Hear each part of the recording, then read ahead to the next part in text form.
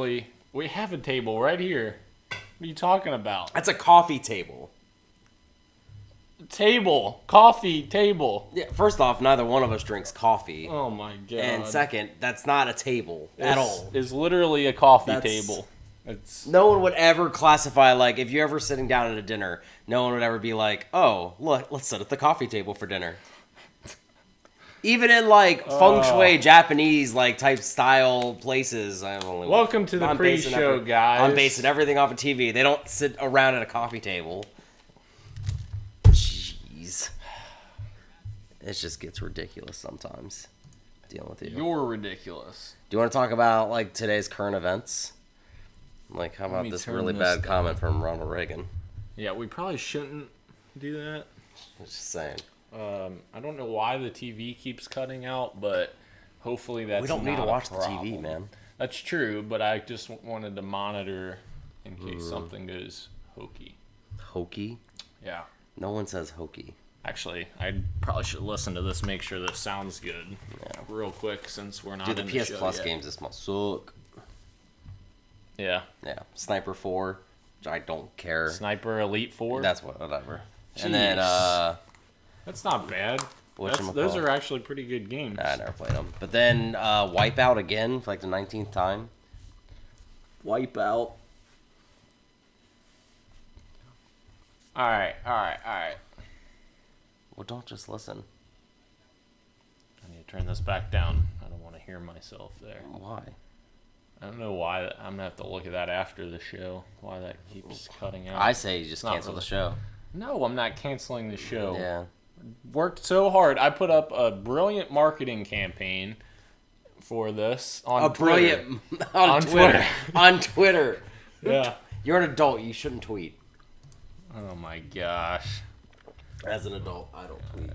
And I also don't do any social media. Sound off in the chat if you're here. Yeah, no one's here. Two watching, and I think it's both me.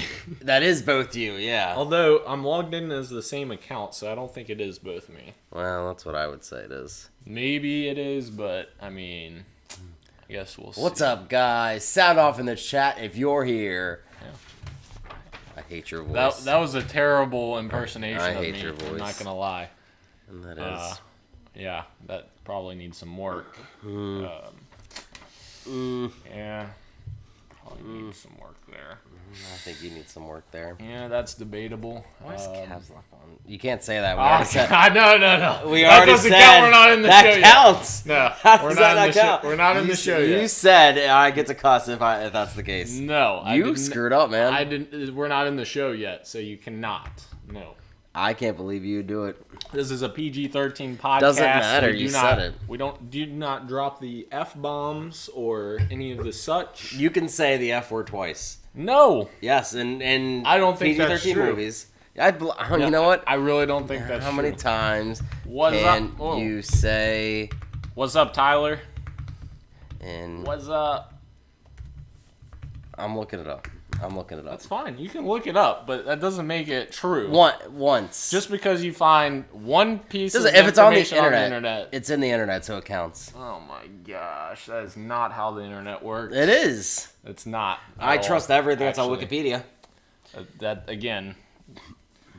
Oh. Yes. Jesus. What in the world is going on here? As long as I'm not referring to a sexual act when I say it, I can say it twice. No, yep, that's what it counts. You can say it exactly 0 times. No, that's not what it says. No. I don't care what it says. The internet says that. I'm going to slap you. If the internet says Before this podcast is over. That's physical violence that's caught on tape. I mean, so I'm just it is what it is. I'll go to jail. I'll get out of jail because I literally work at freaking. No, they'll be like, "Oh courthouse. man, we gotta torture you." I'll have a good case. Actually, I might get shanked because of the amount of people that see me in there. But all right, we're getting close. On you. We're getting close to time. 8 o'clock. All right, we might be starting very soon, guys. Apparently, it's 7:59. No, it's not. It's 8 o'clock. It says 7:59 right there, bro. Your My iPad would never lie. It says 8 o'clock. No. Right well, now mine just turned 8 o'clock. All right. Well, now it's 8 o'clock then. All right, guys. We are going to start So let's go ahead and jump into the show. Here we go. You're listening to Podcast PXN, PlayStation, Xbox, Nintendo. Let's do this.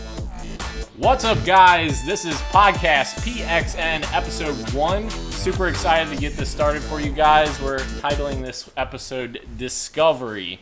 So today, I'm just going to introduce each of us to just kind of get us a background here. That was an awful intro, but I mean, we're fine. I didn't even say anything. We're fine. We're fine. Say anything. So, to my right is the pride of PlayStation. Yes, I just dubbed that. Sean Babiak. I don't think that counts, but thank you, Daniel. I think it counts. And this is Dan DTM, or Daniel Prindle. So the DTM stands for something incredibly It does not actually stand for that, believe it or not. You thought it was going to be an extra thing for Devil May Cry. You're like, they're going to do DMC, DTM. I don't know what it stands for. Demon Trilogy manga. It stands for Dan is the freaking man. Dan the man. Which when you think about it in my Twitter handle, Dan is DTM, it doesn't make any sense because it's Dan the man. Yeah. But we're not going to talk about that. Anyways, all right. So today we're going to kind of give a background. So I'm obviously the Xbox guy. I love Halo. I've loved Xbox for a very long time.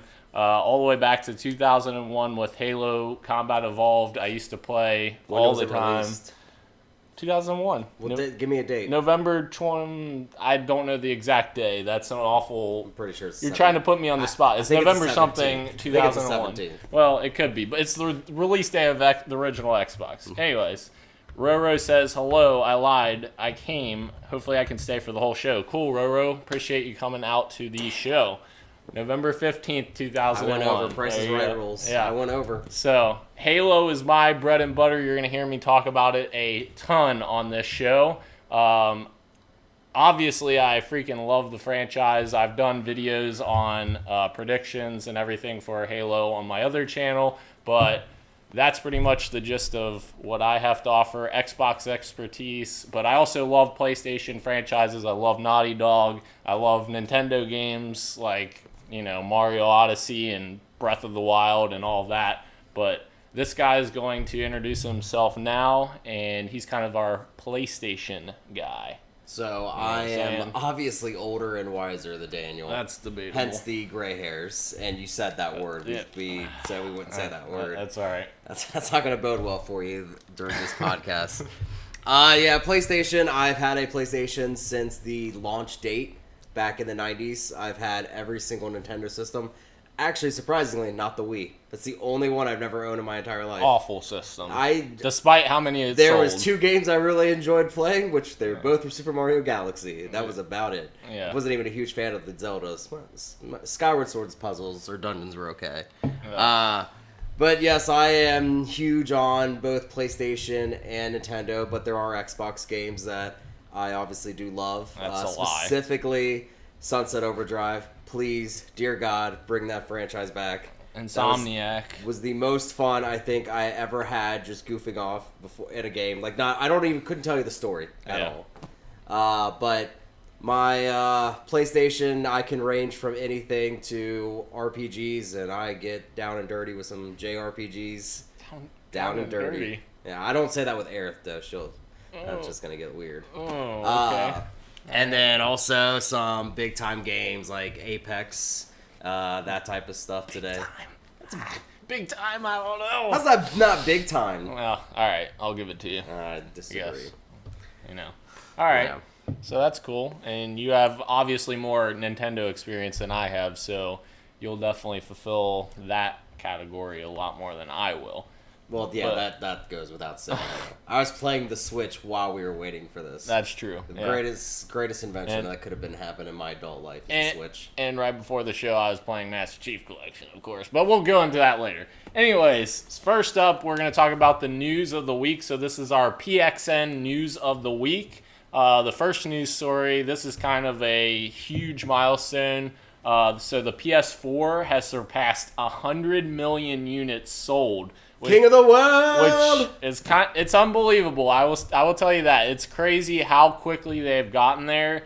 And I think Damon Hatfield from IGN actually tweeted out that they're on pace to pass the Wii by the end of the year if they keep on their pace that they're on, which is crazy.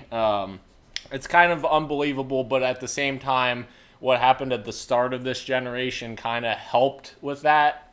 Oh man, that's a loser mentality right there. I'm just saying, Microsoft absolutely destroyed all momentum they had for Xbox 360. Don Matrix destroyed everything. Well, yeah, they lost all momentum when it came to that. So that helped PlayStation 4, but also the games that have come in the meantime. Horizon Zero Dawn, Spider-Man, God of War. Oh, their first party has been unstoppable. Honestly, the sad part is this has been their weakest first party year. Yeah, absolutely. Thus far. And even then, we've had some very good third-party games on there. Absolutely. This year in general is not a good year for first-party games because really you have Gears of War 4 or 5 from Microsoft, but there's not really a whole lot else. And whatever Death Stranding is going to eventually be. Yeah. Who knows? I don't even know if Kojima knows at this point. Yeah, I don't think so.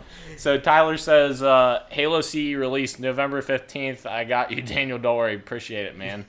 Yeah, I could not come up with that on the fly. You still went 22nd, though, so that's still over. We both lost. Price is Right rules. I mean, that's debatable. Yeah, I mean, it's crazy that they've done 100 million. I remember, PS2 is the best-selling console of all time. Yeah. And obviously, no one is ever going to catch up to that. But I just think it's so funny how before the launch of this generation back in the early months of 2013, consoles are dead. Yeah. They're never going to happen again. Pretty much. Now, granted, we don't know any Xbox numbers, but we always know that they're behind at this point. Right. But they're still not behind, like a losing behind. No. They're still doing well. Exactly. Yeah. Or they'd be out of business at this point. They go Sega up or something. And the other thing is for Microsoft at this point, they don't even care like how many Xbox Ones they sell. They just want to put their games on PC, Xbox, xCloud. I'd love them to put their games on anything at this point.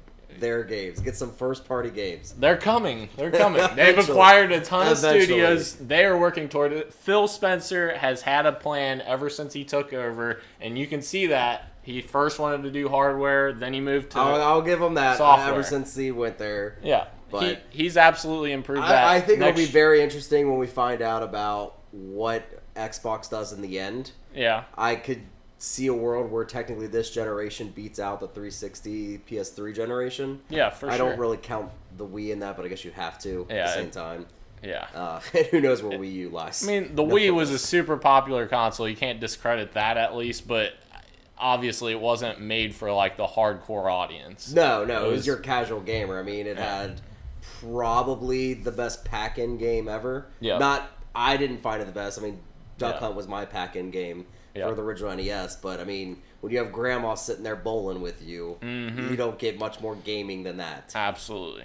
All right, so the next PXN news item for the week is actually a brand new clip that people discovered from the Halo Discover Hope trailer, and it's brand new audio from Cortana in this little Easter egg that people found. They basically pieced together a QR code that linked to another piece of audio for that trailer. So this is super interesting. So I'm gonna play this so you can hear it, so you can get an idea. This is part of me. I don't know why. I don't know how, but it is me.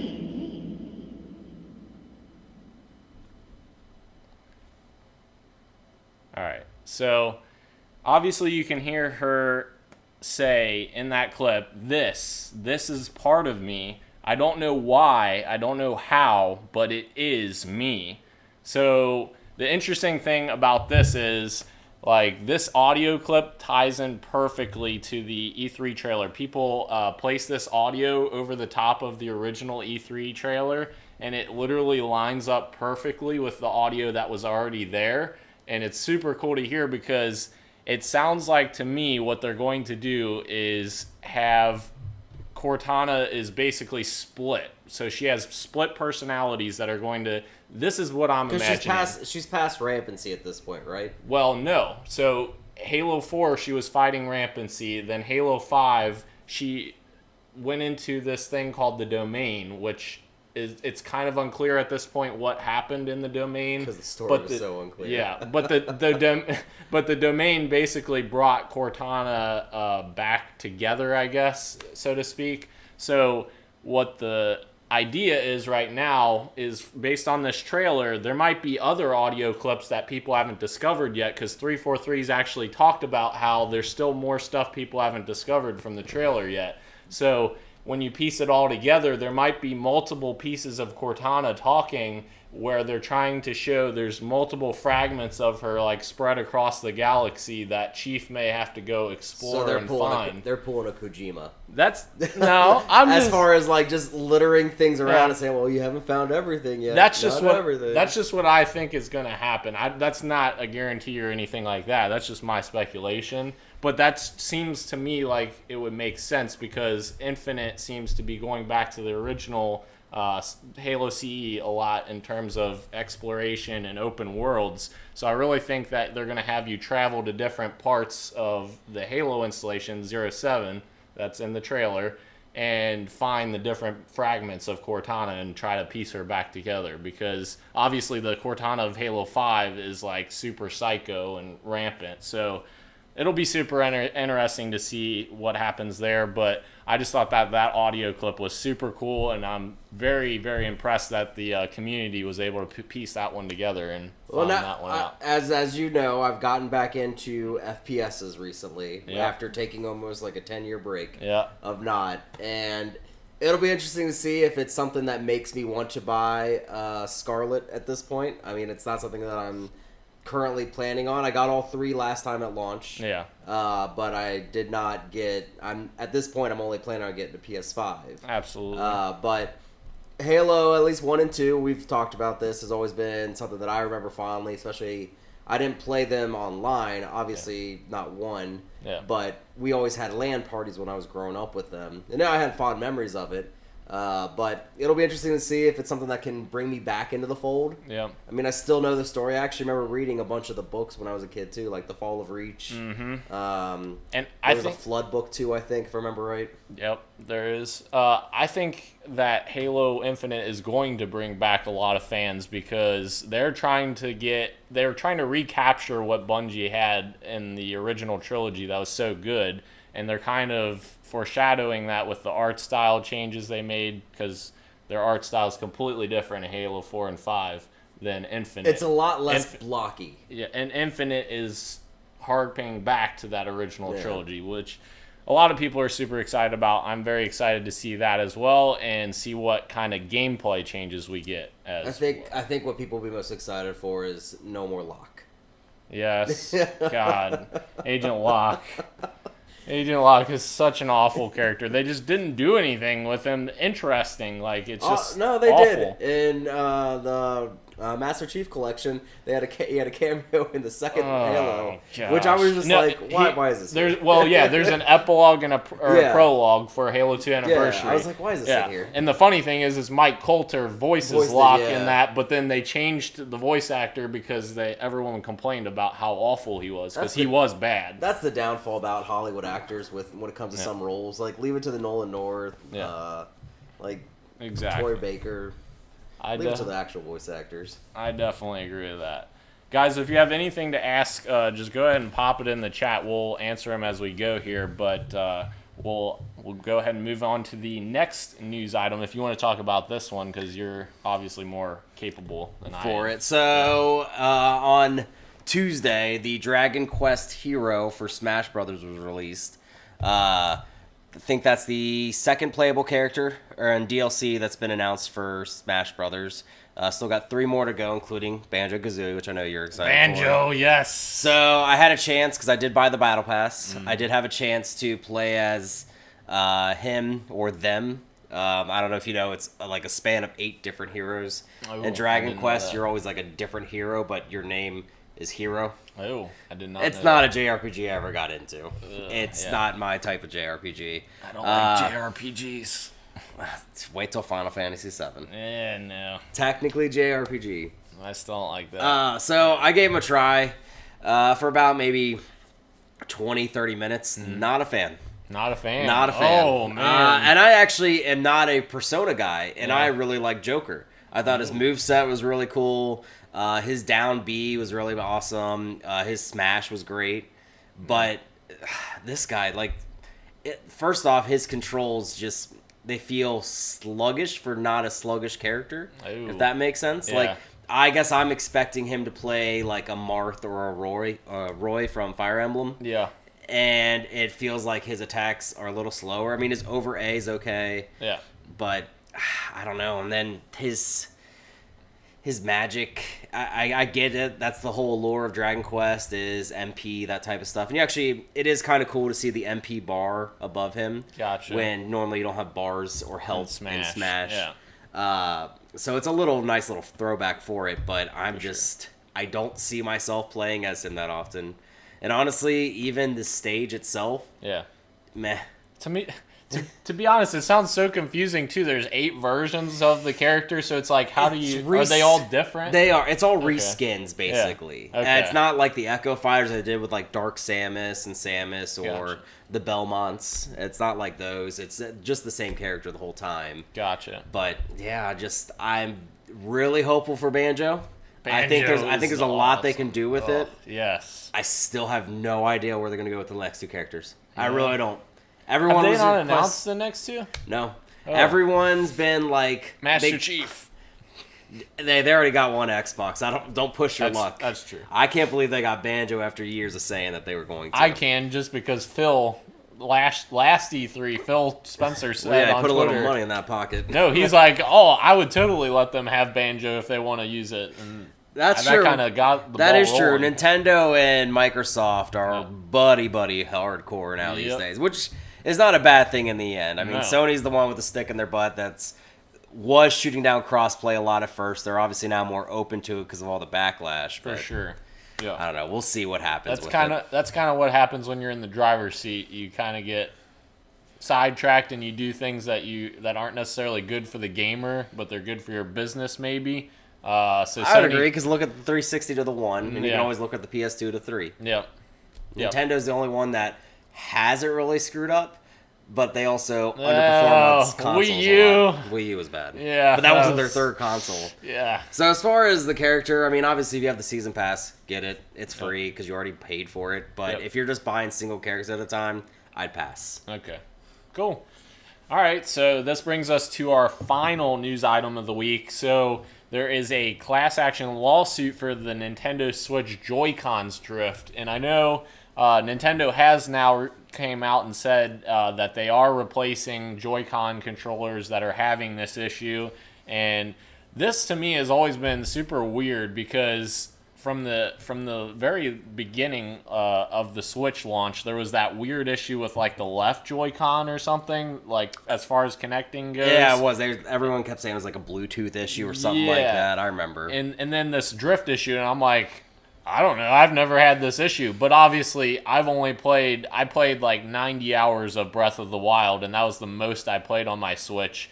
Other than that, I've probably only played like 6 or 7 hours on my Switch total. So You know, the sad part is that you can look at your top games. yeah. Breath of the Wild isn't my top game. That's how Really? much. That's how many more I put into. Oh, man. Cuphead, I probably put it upwards of like 20 plus hours on it. Cuphead on Xbox. So I played it obviously on Xbox, but Yeah. dude, to have it on the go is perfect. That's true.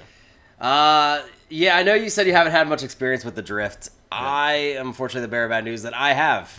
It has sucked. I actually went out to buy new controllers when Mario Party got released Yeah. because I was having the drift issue. Really? Because when we tried initially, one player couldn't play the games. Ugh. And you know, in Mario Party, when you get those team games, Yeah. it's like, well, if you don't have one person, you're done. You're screwed, yeah. So yeah, it sucks. I don't know exactly why this happened. As far as it seems like it's something that maybe Nintendo knew about in a way. Like Yeah. we already knew all the issues from the Bluetooth from 2 years ago at launch, and you see things pop up on Reddit and Kotaku about like talking about drift with controllers and stuff like that. So just because there was one that's filed, that's why they started offering this free repair for it. Gotcha. But it's obviously something that's continuing to happen. See, to me, that's the problem for me of Nintendo is they always are reactive instead of proactive. They always, yeah. like, if there's something that goes wrong, then they react to it. They don't, like, necessarily proactively go out and do something to benefit people. Like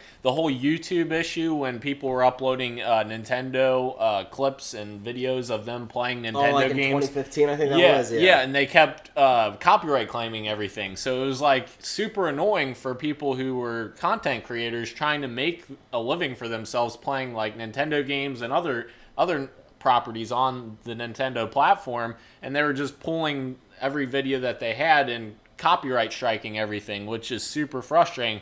But then finally, super dumb. Yeah, it's free exactly. advertisement. Exactly. It's your freaking platform. Like, why? There's no sense in doing that. So, but then they obviously backtracked on that a little bit. Even in the last year, they did a few things to help backtrack on that, and they've kind of laxed their rules. I mean, I'm happy that the repair's free. Yeah. I mean, that is a good thing that they're doing. That the repair's free. Yeah. You just have to send it off. And a lot of people who are Nintendo Switch, like into their Nintendo Switch, they don't just have 2 sets of Joy-Cons. A lot of them have an extra set. Especially if you're being like Becky on the commercial when it first announced going on a rooftop. Yeah. Playing. But can we just talk about for a second how bizarre that freaking original commercial was? They were just playing in the most random spots, like, yeah, let's go on the basketball court and drop the Switch down. I agree with some things, but you can ask your brother. I was playing at the airport. And I had the Switch, actually, I had it hooked out on its little stand, and then I had my Joy-Con. That's why I'm not going to do a Switch Lite, though. Yeah. Because it doesn't even have that. But to me, that's the exciting thing about xCloud and like streaming too, though. In the future, like just having it on your phone and then just having the Bluetooth controller that hooks onto your phone, like that's super exciting for me. But that's obviously still a little ways away. But they are doing testing for xCloud this fall, so we'll see how that goes. I don't know how that's going to end up. I don't ever see that coming on a PlayStation, but I can 100% see that being on a Nintendo. Yeah. I think if I could play Ori and Willow of the Wisps. Will of the Wisps. I can't say it. It just sounds like it should be Willow. Will of the Wisps. I think if I could play that on my Switch, I would buy that thing. Yeah. That's a fair point. Yeah. All right, so that's the end of the PXN news of the week. So we're going to jump into the games we are playing right now. So lately I've been super busy, obviously, getting my brand new house prepared. Finally moved in a few weeks ago and got everything set up. As you can see behind me, Halo CE all the way to Halo 5 posters behind me. I don't know if you can see that far back, but you're making little gestures back there about my Halo posters. I was just letting you know how level it is, that's all. Okay. Well, it's close enough. TM. But I've been lately playing Halo Master Chief Collection a lot. A lot. Halo 5 a little bit, and Halo Wars 2. A lot of Halo. Obviously, I love Halo, so I'm always going to be playing Halo. But I'm super excited to soon try out Wolfenstein, the new one. The Youngblood? Youngblood. Yeah. I saw some reviews on it. Yeah. Metacritic's not too hot on it. I know it's kind of sitting at like the 7 range right now, but honestly, Machine Games has made some great freaking Wolfenstein games in the last couple of years, so I just want to try it out and see for myself. I don't trust Dan Stapleton, and his review was awful for IGN. So normally I would trust IGN, but I freaking cannot stand Dan Stapleton. Let's just put that on the record. Hi, Dan. If you're watching, you're not. But anyways, so I just want to check it out for myself, see how it is, and see how good it is compared to old blood and. So I never got a chance to play the second. Yep. I played the hell out of the first. Yep. New Colossus. And I'm very excited, actually, not for Youngblood, but for the VR experience. Oh, yeah. Cyberpilot? Yes. Yeah. Mostly because with Bethesda kind of goes both feet in with VR. For example, Doom VFR. Yep. I had a blast playing that game. What about Fallout 4? You'd think... I never even played, I'm not a Fallout guy. But you'd think you'd get sick being in that first person and not having a moving controller and doing a teleportation thing. Yeah. I didn't feel anything. It felt pretty flawless. Really? When it came to that. Shooting was really good. It gets that adrenaline going because you're like, oh man, they are right there in front of your face. Yeah. Well, that's cool. What games are you playing right now? So, as a lot of people that know me recently, my name's Sean Babiak, and I do have an addiction. That addiction is Apex. He has an addiction. It has been stuck with me since pretty much launch, and I'll preface this with saying I never had a online addiction before. This is my very first online game, unless you count Roller Coaster Tycoon back in the day. Yeah. But I don't know what it is. Sounds like Greg Miller. At this point. Yeah. I don't know what it is. I think it has a lot to do with the camaraderie when it comes to playing with my friends. Yeah. Because they all got into it at the same time too. But it's just a lot of fun. It's a blast playing in the same map, and I never thought I would say that. Because the changes so far have been minimal. Yeah. I will say, yesterday was a dour day in the Apex time. Ooh. Every single one of my group, we got kicked off. And when I say kicked off, I mean screens frozen, hard booted, all that stuff. That's not good. Yeah, it's been kind of glitch central in Season 2, unfortunately. That sucks. I don't know what's going on with it. It was happening towards the end of Season 1, and now it's just continued. But, I mean, I haven't paid for anything since the very first Battle Pass, because you can get it pretty much free as you grind. But that's good. It's real struggle when I come home every day and I just want to play that. Yeah. And that's it. And I can definitely attest to that. He constantly plays it. Right. Anyways, so one of the very interesting parts about that, though, is, like, I'm all for games that are free to play, like Apex Legends, Fortnite, and all that, but they have to give you a path to unlock the content natively. Like, you can't just say you have to fork out this many dollars for these items. That's what kind of got me out of Fortnite, was just seeing the amount of skins and stuff that they were releasing. I get that it doesn't change the gameplay. It's just very annoying that they're kind of pressing on, like, mainly little kids who just keep buying these skins and keep buying them over and over and over and over, and then the rest of the gaming industry doesn't expand because all their little kids are going to this one thing and spending all their money on these skins that don't really change the game. It's just presenting them in a different way. I get that mentality. I think actually Apex does it right, where you can technically unlock every single thing in that game without purchasing. Which is good. And even the passes, the downfall is you have to put the time in. Yeah. I mean, to get everything from this season, you have to be 110 level for your battle pass. Mm-hmm.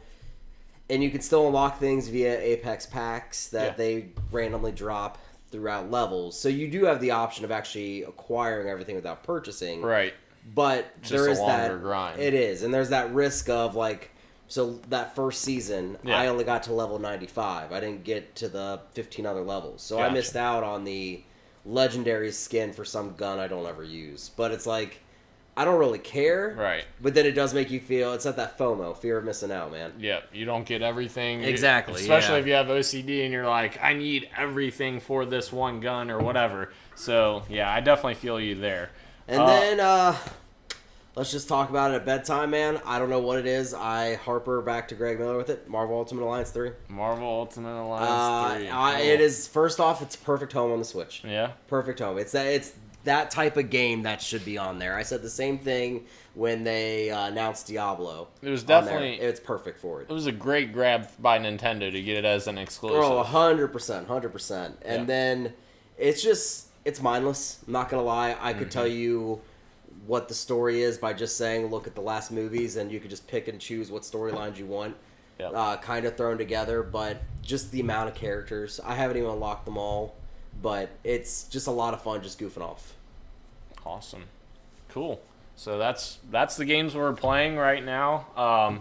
So next we're kind of going to jump into a little bit of the topic of the show, so to speak. So a couple weeks ago I went to Halo Outpost Discovery in Philadelphia. that was super, super cool. So the one thing I will say, like, even if you're not a Halo fan, that was such a fun experience. Like, for other people, like, there were so many friends there of other people that like Halo that came just for their friends or whatever, and they had a great time. Like, there was Is that a dig at me? No. I'm just talking generally. There were people on stage that got called up for the stage show, and they got called up on stage for like trivia and stuff like that, and they had no idea any of the answers. But that is funny. But it was just really funny. It was hilarious to watch on stage. Like, you don't know, wake me when you need me. Literally the most iconic quote from Halo ever. So that was kind of funny to watch as well. Just kind of iconic. Some of us don't know that quote. It's literally the most iconic line. Anyways, so that was a super cool experience. Like, they had so much stuff there. It's not even funny. They had a VR experience. They had laser tag. They had a ring experience, which actually gave like a little bit of a glimpse into Halo Infinite. At least I think so. They didn't specifically say that, but there was a new UNSC flying vehicle that they had on a poster that she actually talked about in the ring experience, and it was a super cool thing. And then at the end of the ring experience, they had a video that kind of showed a ring, and then it panned into like the Master Chief, which again, they didn't say that was like Halo Infinite related, but it looked like his Halo Infinite armor, and it looked, obviously Halo Infinite is going to take place at least partially on Installation 07, which is one of the Halo rings. And so that was all super cool to see. Like, the statues were super insanely detailed. The Master Chief statue, that was super cool to see up close and personal. And just the environment, like being around everyone that has the same passion for Halo was such a cool thing to see. Like, I will never experience anything like that ever again. And I really hope that they do it again next year, because I will totally go to it again. Hopefully there's one a little bit closer than 10-hour drive to Philadelphia. But yeah, that was a super cool experience for me personally. So, two things, at least from my standpoint. Yeah. One of which is, I think I agree with you when it comes to a centralized theme for a convention. Yeah. I think those go much smoother than it ever is just like, here's a cluster of everything that we're celebrating. Yeah. And it's like, okay, well, where's my yada, yada, yada, yada, yada. Like, yeah. When you have that, just, okay, we're only focused on Halo, your experience is going to be so much better because it's focused on that. Oh. Second, and the only thing that I really care about personally is the VR. Yeah. So, like, I've heard some other podcasters and reviews that said it actually wasn't that bad. Yeah. As far as, like, compared to what a lot of people went in thinking that it was going to be. Yeah. So, here's the biggest question for you. Yeah. Do they do some sort of VR with Halo with Oculus at some point? Like, you mean a retail release? At some point. Maybe not a retail, but so when Spider-Man Homecoming came out, they did a VR experience. Right. Iron Man's about to have a VR game that comes out here soon. Batman has. So, man, that's a tricky question. I don't know. I don't know if they'll have something that they'll release like that. I think that the only way they would do it is if Microsoft releases some kind of platform that would go on. Because HoloLens isn't really that. That HoloLens is like an AR experience. It's not a VR experience. So it's alternate reality. It's just projecting on your world that you're seeing. But I don't really think we will see anything released until Microsoft releases their own VR experience, or if they do. There's not even a guarantee that they will, because you've seen this generation PlayStation back VR very heavily, and Xbox has kind of sat back and kind of watched like, hey, is this going to be something that blows up, or is it going to be something... Nintendo's jumped on board too with Labo. They just, the trailer for Kirby VR, I think it was. Yeah. It was some sort of VR, a new VR experience. Which theirs is a little bit different, because it's not what I'd call true VR. It's kind of them like imitating VR with the Switch. I would agree with that. I mean, none of it honestly looks entertaining to me, because you don't. It's, first off, it's cardboard, which whatever. Right. But I think that Xbox, and this is just my experience with PlayStation VR, I think they're foolish for not trying to get in the game in some aspect. Yeah. I think part of it might have been due to not having the first-party studios that could be committed to it, because at that point, when it was becoming something, they didn't have that many until these recent acquisitions. Right. But I think next generation, that you don't even have to develop a platform, just partner with Oculus. See, here's why I don't think that will happen, because if you look at PlayStation VR, like, what they're doing is super cool, don't get me wrong. And there's some games that are good, but there's nothing, like, insanely big that is, like, a full-fledged experience that you're going to invest, like, hundreds of hours into necessarily, like a Skyrim, for instance, or something like that, like a system seller.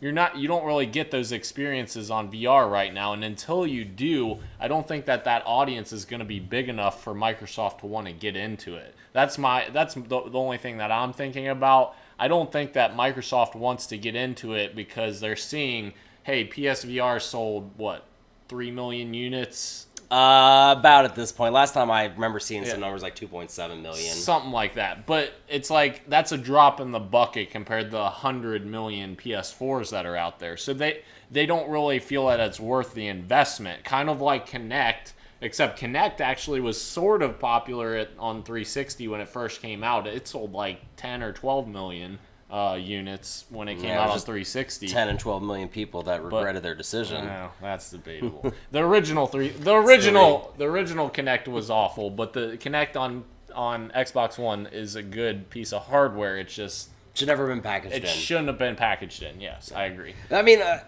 I know we were talking about Outpass, and that's my main reason is that they only did 4 of them, if I remember correctly. 1 in Florida, 1 in Philly. What were the other 2? New York? I think there's 5. There's Chicago, Philly, Orlando, Anaheim, and I can't think of the other one. Probably somewhere out west still. Houston. Okay. I think there's 5 of them. So you have 5 events, and Halo is a very popular American franchise. Yep. So you'd think you'd want to give them some sort of experience to everybody for that. Yeah. Because if 343 has shown anything, it has been community engagement and support. Oh, yeah. Specifically, I would go with Halo Master Chief Collection. Oh, yeah. When that launched, how many bugs did it have for online? It didn't even work. Exactly. Yeah. So they've spent so long to fix that. So they are committed to not only the franchise, but to being with that community. And I get it. Technically, this wasn't 343 running this. It was their community team, if I remember right.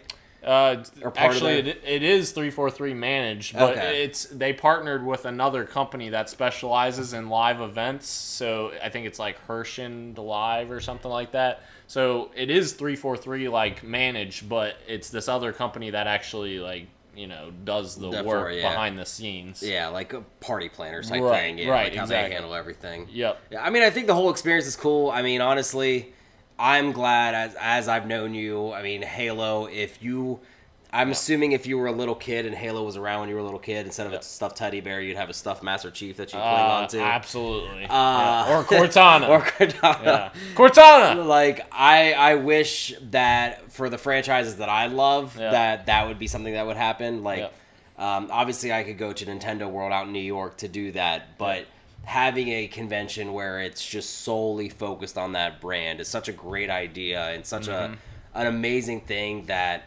Xbox is showing. I think that when they did their Xbox show last year, what was that called? The Xbox conference? The E3 Mexico. Conference? Oh, no, that's XO 19. Yeah, so I think like them or 18. Going back on that stuff, like almost in a sense, one-upping PlayStation by saying, hey, you're not going to do this anymore. Yeah. Well, we are, and we're going to show you how it's done. And they had cool announcements there. Like, that was where they announced the acquisition of Obsidian and In Exile Entertainment, which Obsidian, I don't know about you, but I love Obsidian's games. Fallout New Vegas, South Park, The Stick of Truth. You named my one right there, South Park, Stick of Truth. obviously I'm a huge South Park guy, and then just playing that game, and Yeah. you got a 10-hour RPG Oh, yeah. with RPG mechanics, and I couldn't ask for anything more. And Outer Worlds, that looks very Fallout-esque. I'm super excited for that. It does as look well. pretty cool, yeah. Man, Not to be confused with Outer Wilds. Yeah, that's very confusing. I don't understand why they released two games That's that way year. too similar. It's hard to wrap my head around that one. No, but- I mean, I'm glad you had fun. Yeah. I mean, I know it's something that you were looking forward to, Oh, and yeah. it seems like it was a successful event. Yep.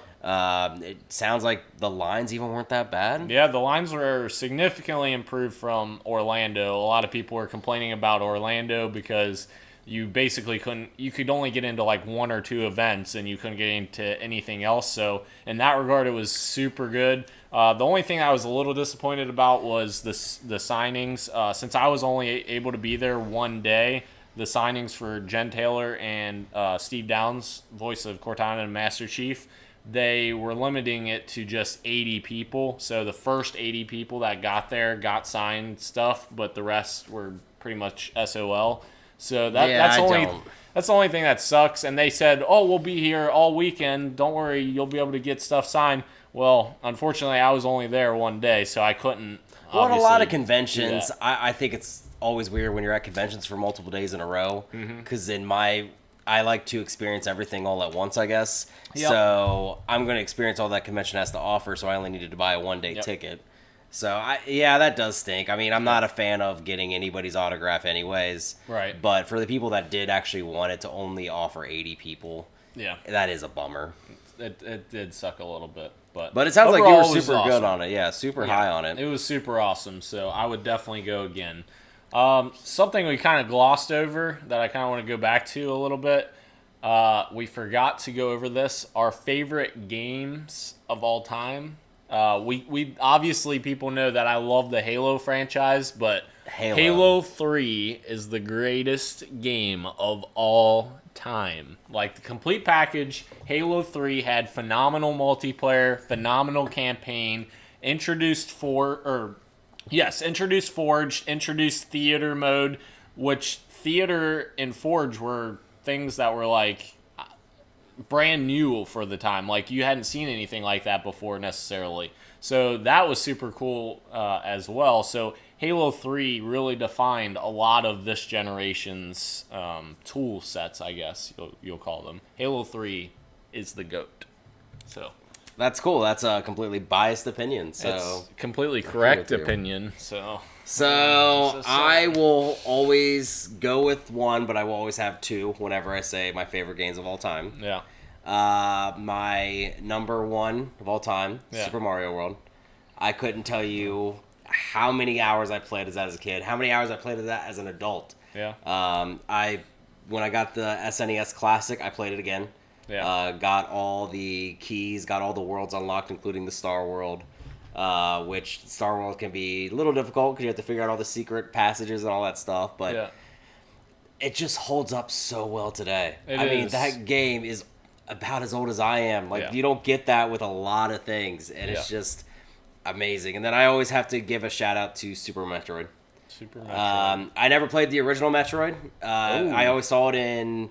I never played it, I guess I should say, as a kid. Gotcha. But I always saw it in, like, Nintendo Power, and I remember asking my mom, like, hey, can we get this game? And at that point, she wanted to maybe not get me some shooting games. Mm-hmm. So she ended up reluctantly getting it, and then I just spent so many hours just plugged to the TV just playing that game. I mean, it's still probably one of the best action-adventure games there is. I mean, there's so much to explore. For sure. So many games take so much homage from it. Hollow Knight, Yep. Axiom Verge. Yep. I mean, I know Metroid came first before Super Metroid, but I mean, there's an entire genre named after this game. Yep.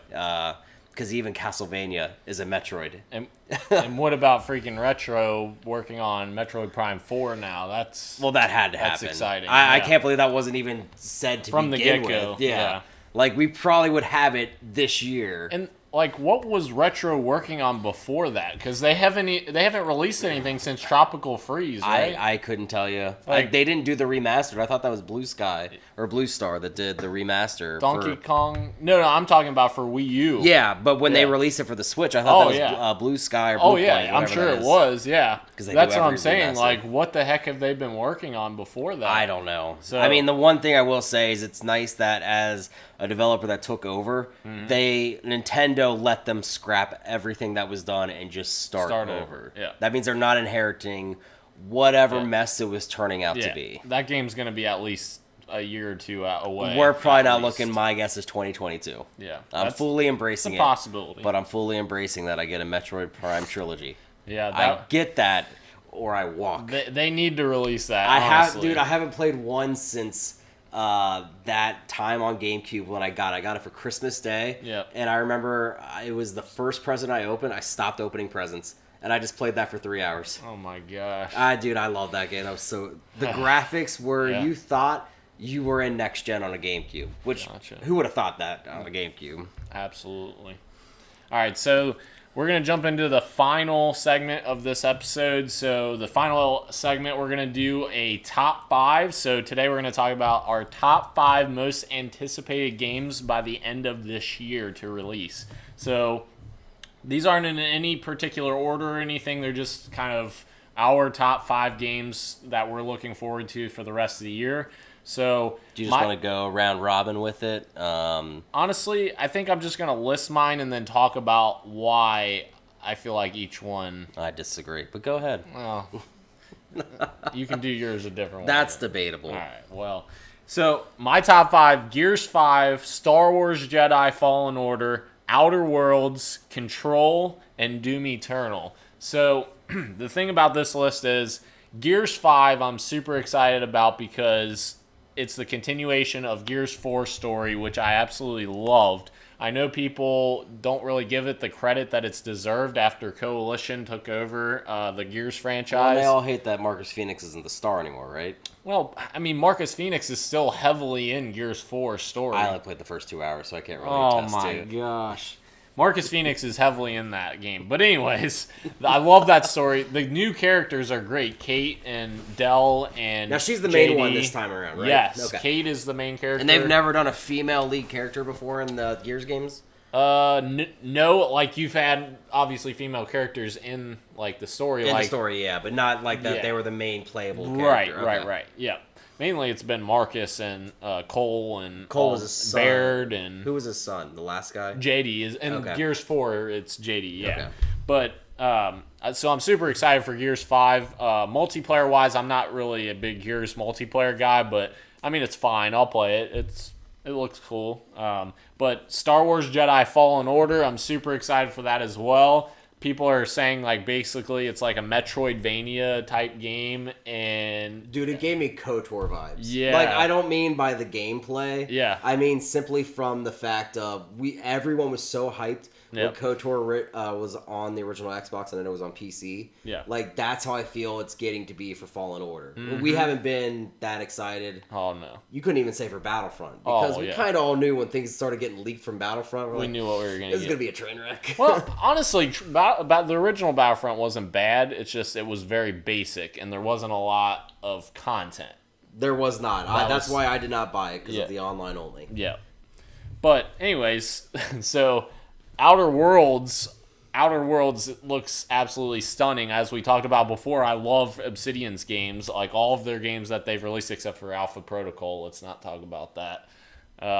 I've loved I'm familiar with all their. It was that like spy RPG that was. Oh yeah, I remember that one now. Yeah, it wasn't very I never good. played it, but I remember seeing it. It didn't get great reviews. Yeah, but everything else they've made recently, I've absolutely loved. So I'm very, very excited for Outer Worlds, especially those Fallout vibes as well. So are you gonna get it on the Xbox or the Switch? Xbox One X, the best place to play 4K.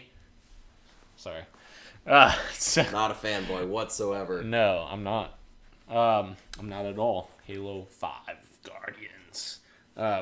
Anyways, Control, I'm very, very excited for as well. Alan Wake developer Remedy, and also they made Quantum Break. Why did I want to say Quantic Dream? Quantum Break.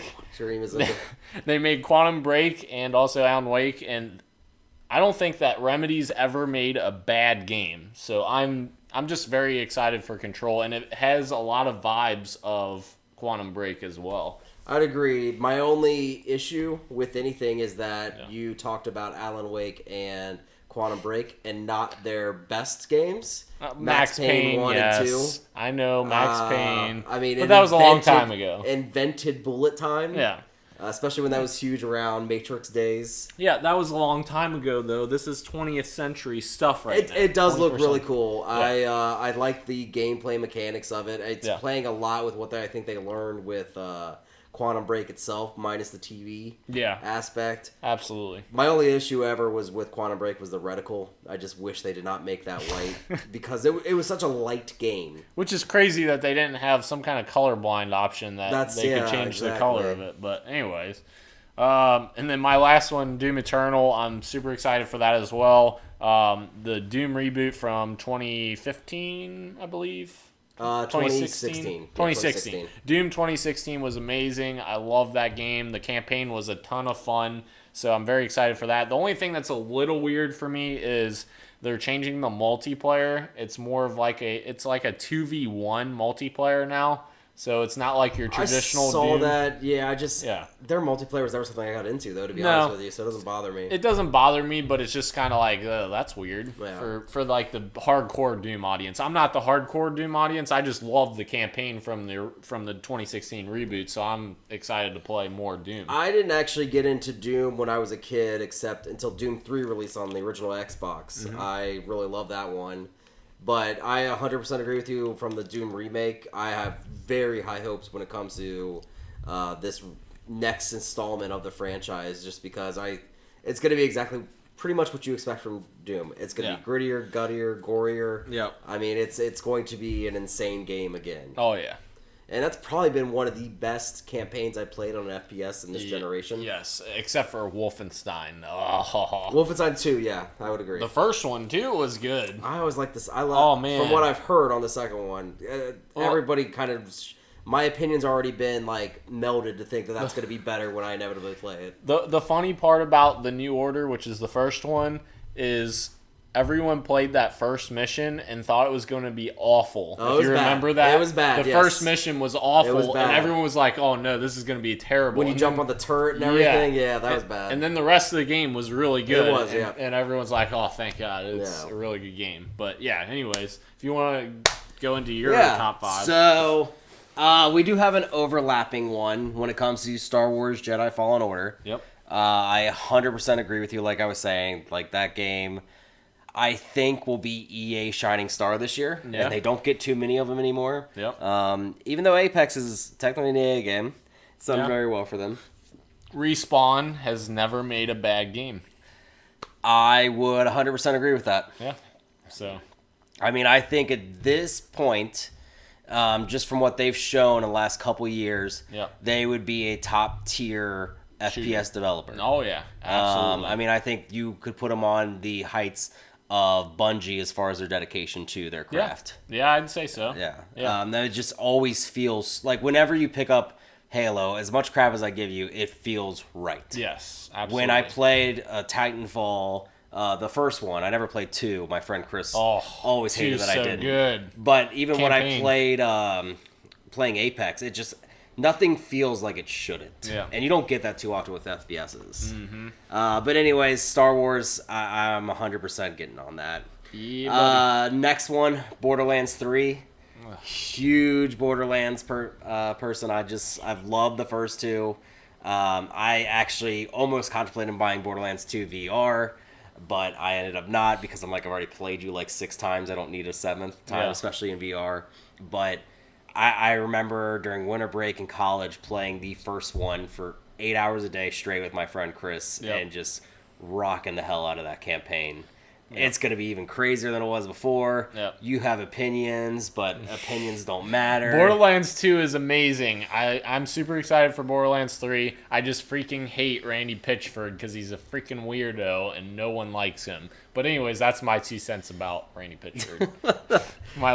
Regardless, the game just looks insane, and the best part about it, in my eyes, is the loot sharing. That was something that was always contentious with us, is sharing the loot, and now everyone can get the same thing. Kind of Destiny-esque. It is, yeah, but I have a feeling we're going to go suicidal and just everyone gets whatever you can get first, and then just if you're screwed, you're screwed. Yeah. Next one is Darksiders Genesis. Ooh, yeah. So this is an odd one for me because I did not expect any more Darksiders ever again. I never saw the third one coming when it was an IGN exclusive back like 2 years ago. Because THQ Nordic ended up buying it. Yeah. So I was so shocked when that as, and I'm still ashamed to admit that I haven't played the third one. Yeah. I'm hoping to eventually when it gets on sale. Yeah. But we ain't making that money. You catch my drift. And you loved the first game. I loved the second game. So I loved both. But yes, the first game, I had so much fun. It was like an adult Zelda. Yeah. But the Genesis is not. It's not Zelda. Crawler. It is a dungeon crawler. It is giving me so many Diablo vibes. It's going to be ridiculous. So good. I just can't wait to play it. Honestly, I'm just so interested in the story because we finally... At this point, we'll have all 4 characters. War, Death, Fury, and Strife. Yep. Does the franchise continue after that? Or I think is this it does. I don't know. I mean, apparently 3 had to sell well enough for Genesis to be greenlit. That's true. Yeah. So I'm very much looking forward to that. Next one is Luigi's Mansion 3. I love the original Luigi's Mansion. Yep. I played Dark of the Moon on my 3DS. I love that type of goofy kid game that's really intelligent when it comes to not being a kid game. Yep. You know how did you ever play Yoshi's Island? No. Yoshi's Island, Super Mario World 2, basically. I did not. It is a kid's game to the T. Besides the design. Unlocking stuff. Yes. So it's baby mode, but there's a hard mode in there. You just have to look for it when it comes to the platforming. And that's how I always felt about Luigi's Mansion is. It can be very easy, but it's just so quirky, so funny. It looks great. I love that it's taking place in this hotel that it looks like Mario kind of owns. Yeah. I have no idea what's going on with Luigi at this point, but it's co-op. So look at it that way. I don't know. I'm just... so excited. Halloween's perfect time to announce this and get this released. I think it's going to be so much fun to play it. Absolutely. And then my last one, as everyone knows, I have not only played one Zelda my entire life. So Link's Awakening is coming out this year. There we go. So I am so much looking forward to this game. You know, I cannot believe that you as a Zelda fan, you've not played Link's Awakening. No, not Link's Awakening is not the one I haven't played. Oh. Just kidding.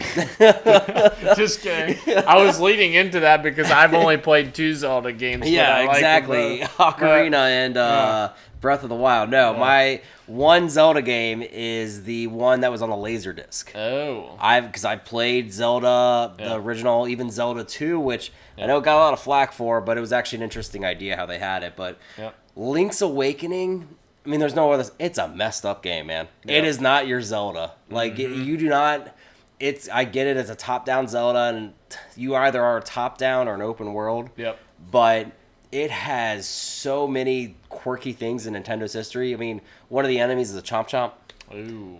It's got a bunch of references to other franchises and stuff like that. It takes place on an island that we have never once again revisited. I never even thought of that when you said Chomp Chomp. I'm like, yeah, it does, because I remember seeing that trailer that shows them. I never put that together until you just said that. Like, huh. It's so weird. Some of the side quests that you do for the inhabitants just don't make sense. Your whole thing is you have to appease, I believe, if I remember right, it's a giant fish to get off the island. That's interesting. Yeah, so it's just a very odd game, but I think Nintendo does its best work when it's working with oddity. Yeah.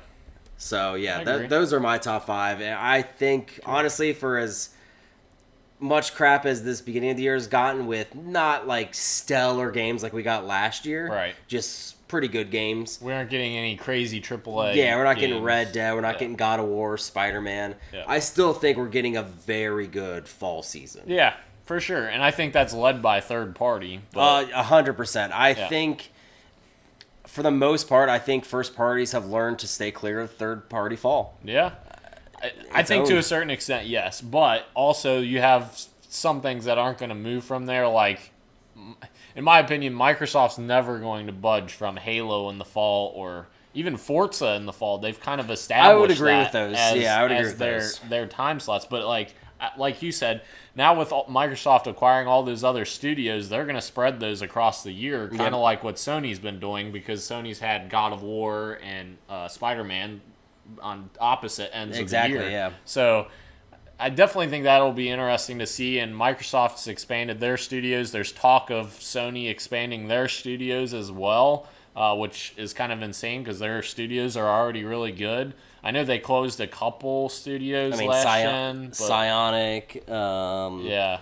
Whoever made the driving game. Yep, I know Drive what you're Club. talking about. Yep. I don't. No, Psionic makes Gran Turismo. That's my bad. Yeah. But yeah, you're right. I mean, it'll be very interesting to see what happens after this fall. I mean, there's a rumor of Last of Us coming out in February of next year. I think that Last of Us will come out spring 2020. Because why would you go up against Cyberpunk? The reason is because, all right, so the original Last of Us came out 2013 in spring 2013, right before the next gen consoles came out. If you time that perfectly, it's literally spring of 2020, and then next-gen consoles coming out the end of the year. They can capitalize on PS4 sales of the game and then a remaster on PS5 as well. So I agree with you, and I know we're about to wrap up, but my whole thing would be Sony has announced now the Microsoft plan where they're doing backwards compatibility. Yep. I don't think this next coming generation we're going to be in remaster hell. I mean...